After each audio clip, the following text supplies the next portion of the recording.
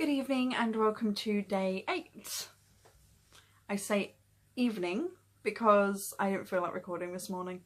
I was too distracted at first because I had stuff to do before I left for my blood test, and then I had my blood test and I just didn't feel like recording after that. So I'm just going to do it all now, and it's going to be a really short video. Had my blood test, that went really well, happy with that. Had my phone appointment with my Stop Smoking Service advisor this morning. She's really happy with how I'm doing and I'm really happy with how I'm doing, so yay. And my sore throat barely even hurts anymore, so yay, I'm getting better. Which also means my husband should be better in a few days because his throat's really hurting now. I feel bad for him. I made him sick. Sorry honey, love you. Also sorry for biting you at my blood test today, but you did give me permission. Point that one out as well.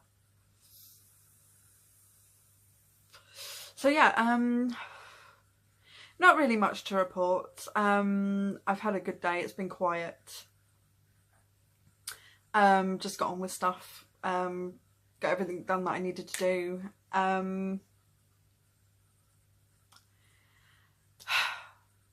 I did have a nicotine craving earlier. I didn't smoke, puffed away on this until the battery died, but I didn't smoke. So I'm happy with myself for that. But literally, it was none of my triggers. I wasn't upset, anxious, stressed, bored with nothing to do, didn't need something to do with my hands because I was literally just about to start hoovering. And when I say literally just about to start hoovering, I mean I plugged it in and I was about to hit the switch. The nicotine craving came out of nowhere. Literally, about to hit the switch on the hoover, just like that, I need a cigarette and I need it now. These were the thoughts in my head. That's how strong it was. And it left me feeling really annoyed and frustrated and angry that it came out of nowhere. Like I said, I used this, I got through it. But yeah, the way it left me feeling afterwards, I was not happy, and I'm still not very happy. Because I thought I was doing so well. I mean, I always had the thought in the back of my head, don't get cocky, don't get too cocky with it. Don't think you're doing so well because it could just happen. But I didn't expect it. But then I guess if I was expecting it, it wouldn't have hit me out of nowhere, which makes sense, right? I don't know, maybe. So yeah, it left me feeling a bit crappy, and I feel better now, slightly. Not great still. But I don't want a cigarette, and I don't foresee myself smoking anytime soon still, which is good. And I do now know to expect it out of nowhere.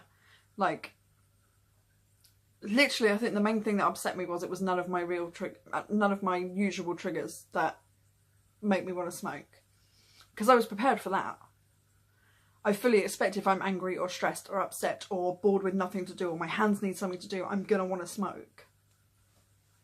But it hasn't happened lately, and I haven't had like a nicotine craving or anything lately, or even just the thought of, oh, now would be a good time to have a cigarette. None of that. Literally, I'm about to turn on the hoover and all of a sudden I want a cigarette really bad. What is that? Like, I get it's going to happen, but what is that really? It's annoying. But at least now I know I can get through it, I guess. There has to be a positive to everything. I know to expect it out of nowhere now, and I know I can get through it when it happens without smoking. So I'm happy with that as well. Anyway, I'm going to end the video here. So if you enjoyed today's video, please give it a big thumbs up. If you haven't already, please subscribe, and I will see you next time. Thank you for watching.